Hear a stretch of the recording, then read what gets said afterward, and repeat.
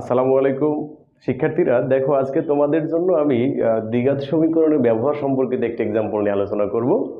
যে আলোচনাটি তোমরা আসলে পেয়েছো অলরেডি, অথবা আমরা না পেলেও সমস্যা নেই, আজকে জানার চেষ্টা করব। দেখো, আমাদের হাতে যে একটা এক্সাম্পল দেওয়া আছে, তোমরা অবশ্যই স্লাইডে দেখতে পাচ্ছ।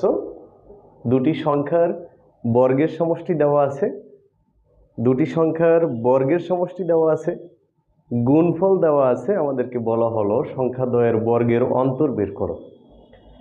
আবার বলে একটু দেখো, দুটি সংখ্যার বর্গের সমষ্টি দেওয়া আছে, বর্গের সমষ্টি, আবার দেওয়া আছে হলো সংখ্যাদ্বয়ের গুণফল, বের করতে বলা হলো সংখ্যাদ্বয়ের বর্গের অন্তর।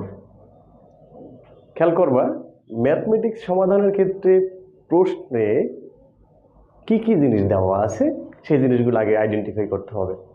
যেমন করে আমার এই এক্সাম্পলে দেওয়া আছে হলো সংখ্যাদ্বয়ের বর্গের সমষ্টি, আর দেওয়া আছে হলো গুণফল। দেওয়া আছে হলো সংখ্যাদ্বয়ের বর্গের সমষ্টি এবং সংখ্যাদ্বয়ের গুণফল। যেখানে তোমরা অবশ্যই জেনে থাকো যে আমরা যে জিনিসগুলো জানি না ম্যাথমেটিক্সে বা যে কোনো ইকুয়েশন সলিউশনের ক্ষেত্রে বা প্রশ্ন সমাধানে, যে জিনিসগুলো আমরা জানি না সেই জিনিসগুলো ধরে নেই অজানা রাশি হিসাবে। এখানে যেমন আমাকে সংখ্যাদ্বয়ের কথা বলা হলো, সংখ্যাদ্বয় আমরা ধরে নেব। দেখো, আমরা সলিউশন শুরু করলাম।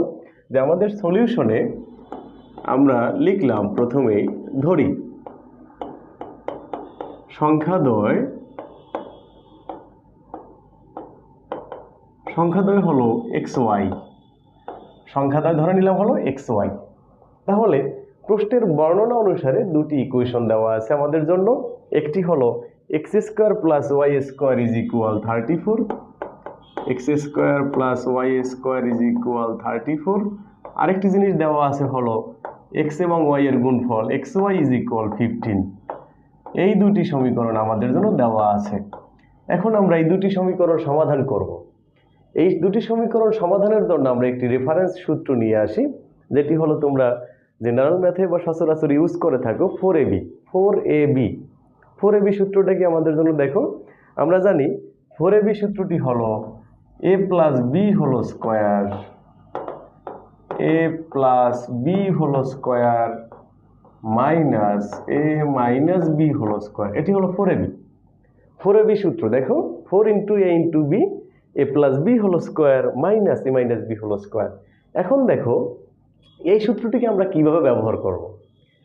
যেখানে তুমি যদি এ হিসাবে এক্স স্কোয়ারকে ধরে নাও এবং বি হিসাবে ওয়াই স্কোয়ারকে ধরে নাও, এ হিসাবে